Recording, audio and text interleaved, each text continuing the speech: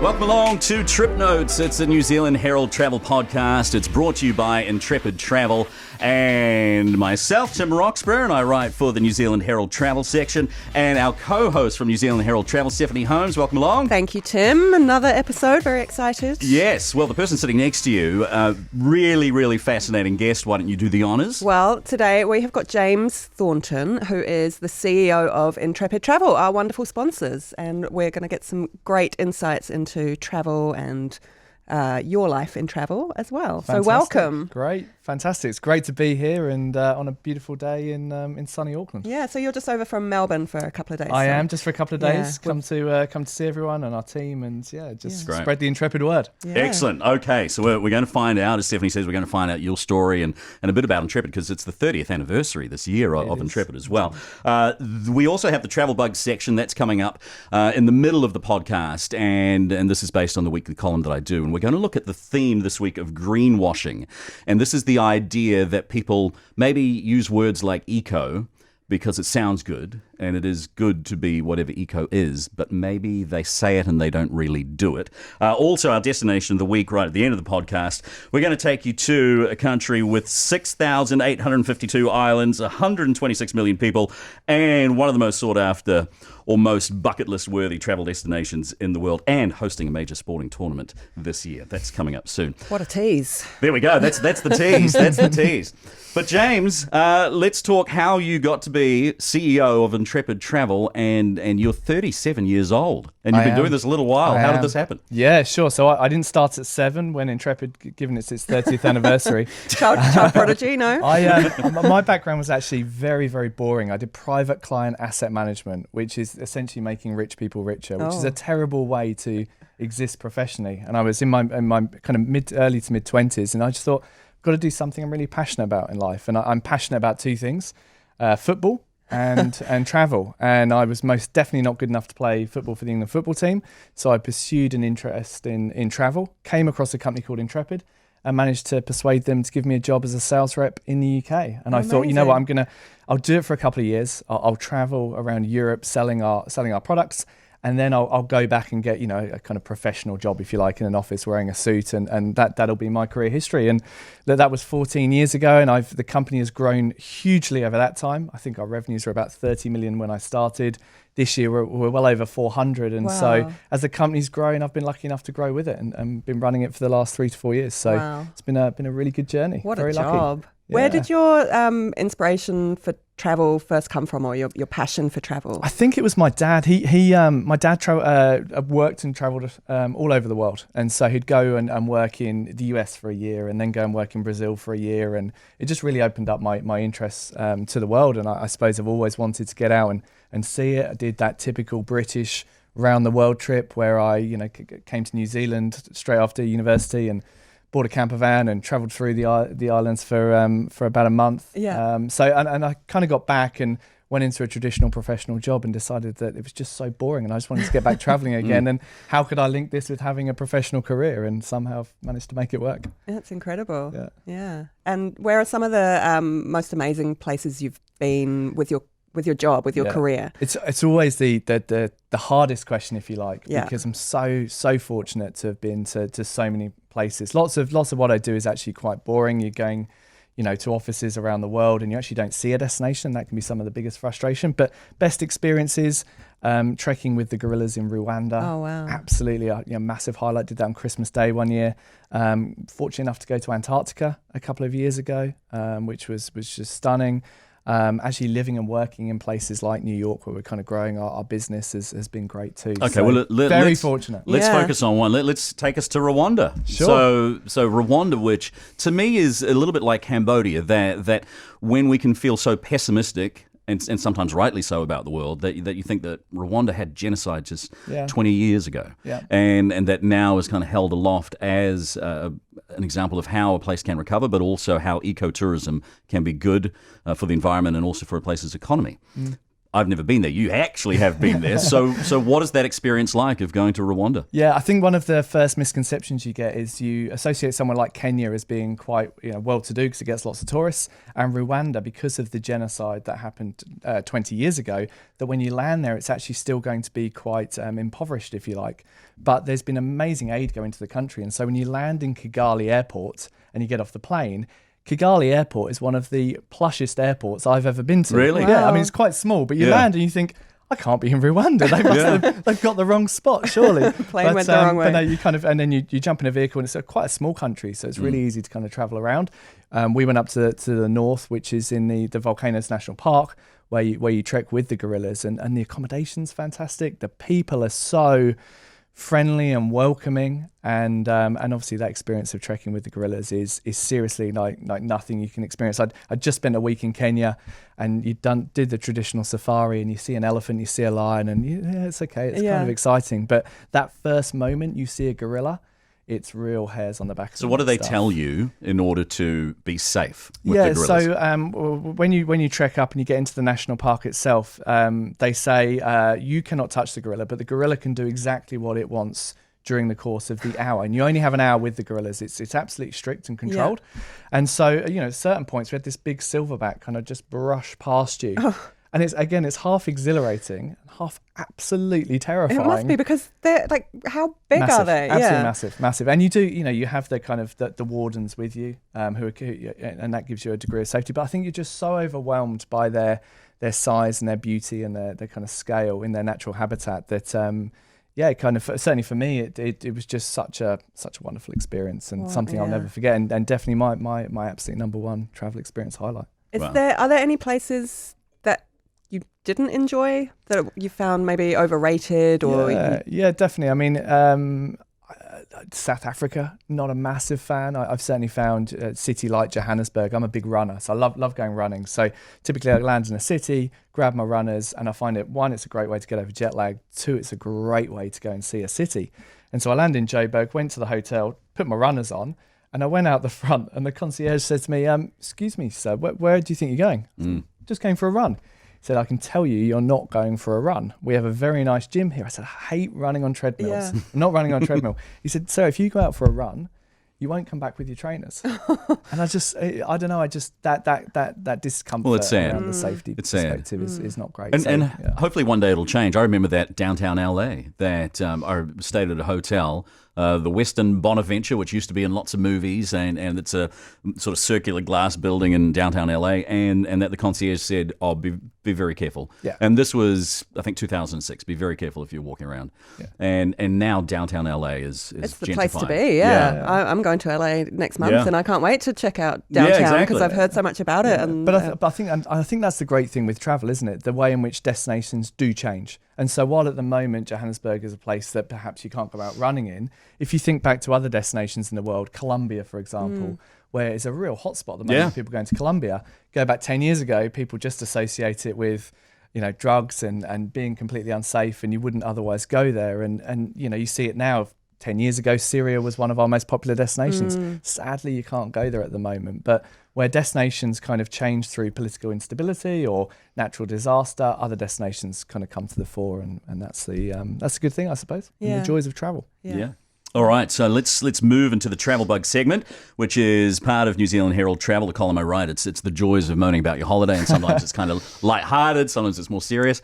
But we want to talk about greenwashing. Yeah. And this actually fits really well with Intrepid's ethos, I guess, to be concerned about this, because if people haven't traveled with Intrepid, they might not know. I love that if you do an Intrepid tour, that you have as much fun as you want, but you might also visit a charitable organisation, like for example in Laos, there's one where I remember it's $37 was the amount of money that would get someone a prosthetic limb. Yeah. And your Intrepid tour guide takes you through this place, I think it was called Cope, and that's great. So you feel like you're a tourist, but you're doing some good. Yeah. Tell us a bit about the idea of greenwashing, though. Yeah, so greenwashing is the idea that there's, as you said, lots of people talking around eco holidays or sustainability or being responsible. In fact, if you pick up a travel brochure now, I can't think there'll be a travel company that doesn't mention it within their brochure. It's such a buzzword. Or within their website. It's an absolute buzzword. But what does it really mean? And how do you know if a company is truly sustainable? how do you know if they're truly responsible? And a great example, just this morning in my hotel, I'm staying in a hotel which I won't name, and of course on the wall or on the bed is a nice plaque that says, "We care about the environment, reuse your towels." But there's nothing around how they're kind of measuring their environmental impact, the goals they have, some of the targets they have, how they measure it. Meanwhile, I go down into the reception area last night and grab a drink, and they provide me with a glass with a plastic straw in it. So on the one hand, you care about the towels. The cynic in you might just say that actually you just don't want to have as high an electricity bill, and you're actually doing it to. It's unusual. You got the straw. So you got the straw. So that I suppose is a frustration, and for a consumer, it is how do you know the difference between greenwashing and actually businesses that are a true force for good. Yeah. And I think that's the challenge for consumers. Well, how do you know? You sometimes feel quite powerless as a consumer. Yeah, you do. So I think one of the best ways is external certification. So lots of companies say that they're certified by X, Y, and Z, and often those certifications are things that they've created internally as internal marketing pieces. But a bit like fair trade, I suppose, is an established external certification for things like coffee. It's looking at external certification within the travel industry or within the wider business community. So a company like Intrepid, we were looking for this certification as to how we could truly say that we are a sustainable business. And we found it really hard within the travel industry to find one that suited our needs. And so we went through a process of becoming a B Corporation, which is actually a whole of business measure. It's not just linked to the travel industry. And it's B corporations are businesses that exist as a true force for good because they benefit all stakeholders. So they are designed to benefit the shareholders, absolutely, but benefit customers, benefit employees, benefit the environment, and benefit the communities within which companies operate. And it's an incredibly rigorous certification process. It took us 3 years to become a B Corp. You have to go right through your supply chain, right through everything that you do from an employment perspective, everything you do in terms of how you interact in the environment. And you're assessed over a 200 point kind of scorecard. Yeah, there must be so many facets You've got to get over to a certain amount to get it. So how skeptical should we be? Because we don't want to be so skeptical or so cynical. Yeah. But if a resort, say somewhere in a jungle area, says we're eco-friendly and we didn't chop down any trees and we didn't move a single boulder, I mean, do we believe them? Is this likely to be true, do you think? And I think we should, first of all, we should be open to it. The companies are trying to do the right thing. So I think we should be open to that. But it's in the interest of the consumer to be asking more questions. So tell me, how are you? What do you do? How do you measure what you do? What is the impact of what you do? And so just being inquisitive is probably the most important thing for a consumer. And very quickly, you'll start to see, I think, the differences between businesses that have a strong commitment to sustainability and ones that are just using it as that kind of marketing tagline. And I think just one other thing to add is that actually not everyone can go from just being a regular business to a business that is incredibly sustainable and doing everything. Issues of animal welfare or issues of paying your workers a fair minimum wage, issues of plastic, issues of carbon usage. There are so many.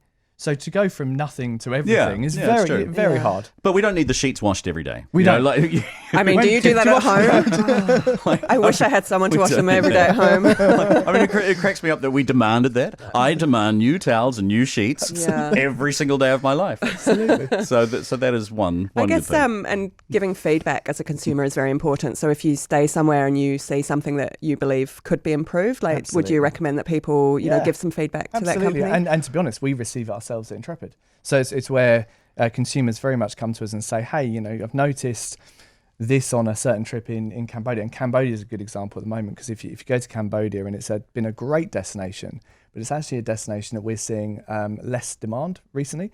And it's because the plastic problem in Cambodia is just horrendous. And so we're finding lots of people coming back from the trips in Cambodia saying, hey, how can you make a more positive influence on the horrendous plastic issue within a country? So I think that consumer dialogue that you have helps ultimately make us a better company and try and improve that experience. So what would give someone optimism? If they've just been to Cambodia, they loved it, but there's plastic everywhere. Yeah. Is there anything that can be done, that will be done? I think it's about, hopefully it's companies. I suppose what we've seen is that consumers can't necessarily rely on governments anymore, and not just in Cambodia, but generally there's some pretty questionable political leadership going on in the world.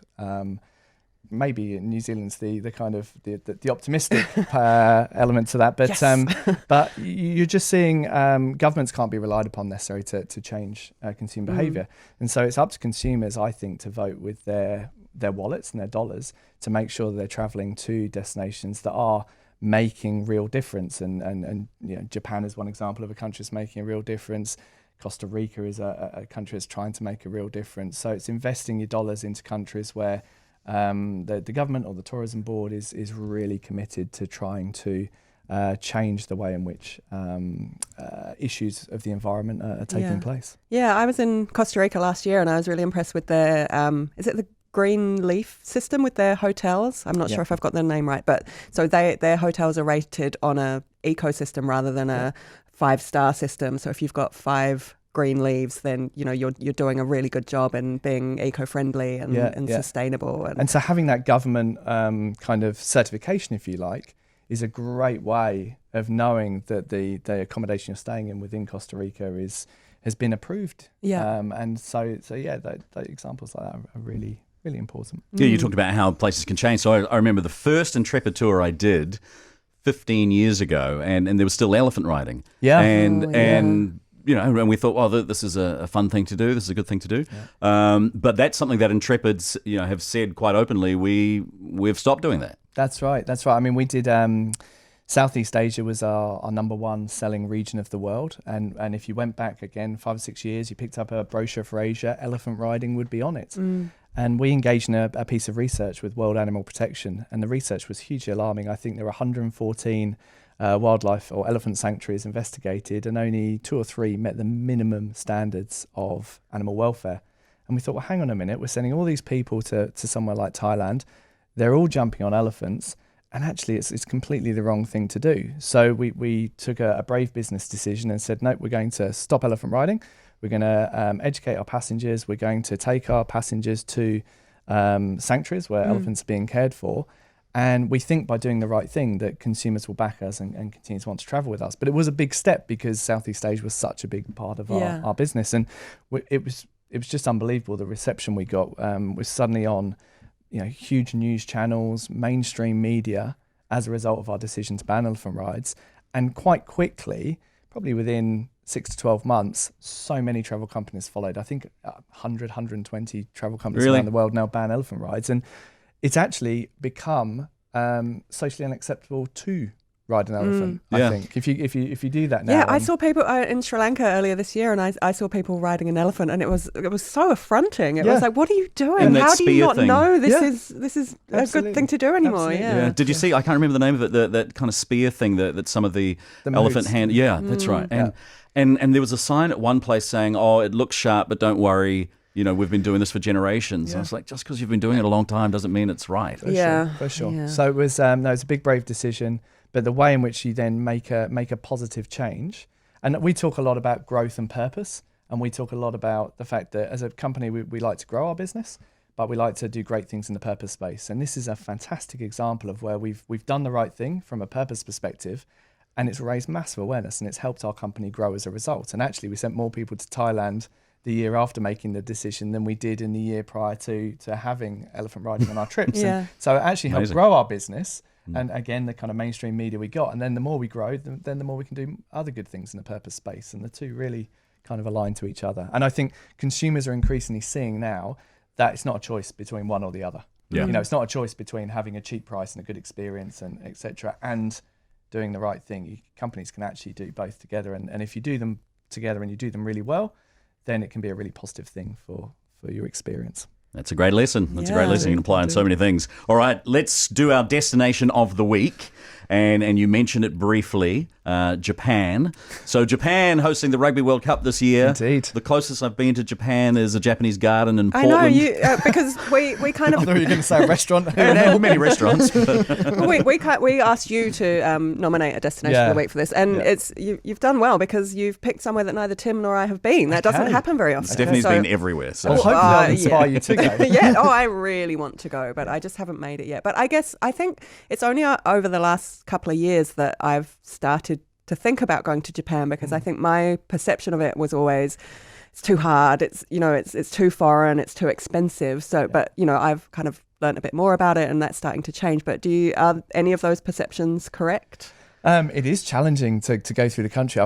First time I went 10 years ago and landed in Tokyo, and you go and get it was the bullet train from Narita Airport into the city, and you turn up at the machine, and it's just a whole lot of Japanese writing that you've got absolutely no idea. And I'm looking for where's the English button. No, can't find the English button. So you obviously get some help and you get your ticket, and then you get into the main central station in Tokyo. And again, it's just this overwhelming experience. And it's so busy. It's so orderly. And the language is definitely a barrier to have travelled. But it is such a wonderful destination in terms of the food, the culture, the history, but also as now a kind of a leader. It's got that historical element, but it is at the forefront of technology too, in terms of the way in which you travel. Jumping on a bullet train in Japan is one of the most fantastic. You feel like you're almost going to the moon, the way this kind of train turns up, and it's got the massive nose to it, and it goes along at goodness knows what speed. And I come from the UK, and our UK railways are the most shocking thing in the entire world. So, you turn up in Japan and have this fantastic travel experience between cities, and it's just, it really does. Do they always run on time? Our experience was to the absolute minute. I can't tell you how orderly Japanese people are. This kind of culture and etiquette and politeness. It's fascinating, isn't it? It is just, there is something, and maybe it links back to that kind of, the emperor of Japan and the way in which it's all very, very measured. But no, it's wonderful. I took my family there last year. So we did an Intrepid family trip. I've got a little boy. He was 5 years old. Wow. You travel with 3 or 4 other families through a destination, and he just absolutely loved it because Really? it's safe and secure. It's nice, it's clean, but he loved the food. Just sushi for breakfast, just loving that experience, drinking miso soup. He loved the different train rides. The cherry blossom was absolutely stunning. As I said, you get some of these wonderful historical temples, but then you get also those modern experiences too. And probably the thing he loved the most was not the big cities of Tokyo or Kyoto, but it was kind of getting off the beaten track and out of the way. So into Hakone, up in the mountains, and doing little ski lifts and things. Did you see some of the gardens? Because you reach a certain age, and all of a sudden, I've become so interested in gardens. Really? I haven't got there yet. No, I've become like my mum and my dad. I just love gardens now. It wasn't in my 20s, it is in my 30s. And so I mentioned Portland apparently has the second, Portland and Oregon, the second best Japanese garden in the world outside of Japan. And I think the best one might be in San Francisco or something like that. Yeah. But this Japanese garden is just so serene. It's so almost kind of heavenly. It's quite surreal. Yeah. Did you see any of that sort of thing in Japan? Not gardens, because I was right in the middle of cherry blossom. Okay. So every park we went to, the cherry blossom was just breathtaking. And I'm not like you said, I'm not particularly into gardening. It'll happen. It's coming. But suddenly I come back from the trip and I've got 50 photos of trees with cherry blossom on. And I'm wondering what's happening. Yeah. So it's just so stunning. I've heard it's there's a lot of kind of cultural. There are ways that you can offend Japanese people quite Absolutely. Easily. Yeah, Are there any examples of that you can share with us? Offending. There's just taking your shoes off to go into restaurants and into ryokans, especially. So ryokans are the traditional Japanese accommodation. It's where you sleep on tatami mats on the floor. So it's very poor form if you bowl into your hotel room with your shoes on, which ordinarily you would just do. Even your hotel room. Even your hotel room. So you've got to get certainly in the ryokans, which are these very traditional old Japanese hotels, and then sleeping on the tatami mats and kind of then moaning about the tatami mat being slightly uncomfortable and is not great form. The breakfasts are fantastic because it takes a bit getting used to not having your cornflakes and your toast and actually having salmon and rice. And So turning your nose up to the breakfast experiences is probably not a great thing either. Yeah. And the onsens, did you experience We any did. onsens? We had the onsens. So the onsens often are in the ryokans. So you've got these amazing Japanese kind of accommodations, and then they have the onsens alongside them. And so, jumping into the what's an Japanese onsen? It's a Japanese hot bath. Oh, right. Like a spa. Can you I be suppose. clothed? As a Will that offend them if you're clothed? As a prudish Englishman, absolutely. As a Japanese, everything off. Everything off. And there's rules around tattoos as well, aren't there? So if you have tattoos, you have to maybe cover up your arms for sure. Yeah. Yeah, absolutely. So it's I can't remember there's a certain terminology for the people that have tattoos, but it's almost socially unacceptable. So there's lots of people with kind of the sleeves covering them up. So I guess as with travel everywhere, it's a destination that you really should do a little bit of research before you go and just make sure that you're not bowling around offending everybody left, right, and centre. I think that's the case for any destination you go to. You know, if it's Southeast Asia or particularly into countries that have either a different religion, completely different culture. But you get it from, when you go to the US and that tipping culture, for example, is something I still can't get my head around that. I just can't. So Japan is no different in the sense that you have to. It's good to brief yourself on the kind of 5 to 6 key and make sure you figured out the currency, because like the number of times that I have horrifically over-tipped as well as horrifically under-tipped, because when you first arrive and you're like, so what is it? No, and then you just completely stuff it up, and then you see them kind of laughing, smiling as they go away, and you realize, well, no, I've tipped $50. So Japan, no tipping culture. Oh, really? The dream. Offensive to tip. There you go. go. Okay. Japan's the destination. Well, that's probably a good way to wrap up. It goes fast, doesn't it? We say this goes fast. But James Thornton, CEO of Intrepid Travel, thank you so much for coming by. Thank you for your Thank time. you. It's so Great to be fascinating to here. talk to you all day about your travels and making travel a better thing for all of us into the Great to be future. here. Thanks very much. Thank you. That's right. There was one last question very, very quickly. Sure. Do you ever sneakily go on a tour and pretend you're not the CEO of Intrepid? Every time, but I get busted within about really? 6 hours. What do you do? Oh, I work in this. Oh no, but what? How? And then they find out it's the Get CEO on the busted all tour. the time. Oh, You that's need cool. to come up with a fake persona I and know, a beard. I'm not very good at acting. Okay, That's the issue. all right. Well, that's great. Stick All to the right. day job. So for more, make sure you do go to the New Zealand Herald website. So it's nzherald.co.nz/travel. NZ Herald's also on Facebook. It's on Instagram as well at NZH Travel. And Stephanie's Instagram page. I'm home, Stephanie. Yes. Are you on Insta? Or? I am. Yes. James P. Thornton. Right. Come and join my 52 followers. Excellent. So it'd be number 53. Fantastic. But obviously Intrepid is on all Absolutely, those platforms too. absolutely. And you can subscribe to Trip Notes, all the major podcast apps, so That's right. Apple and iHeartRadio and Spotify. And thank you to Intrepid, our sponsors, and visit them at intrepidtravel.com. Thank you very much. Thank you, James.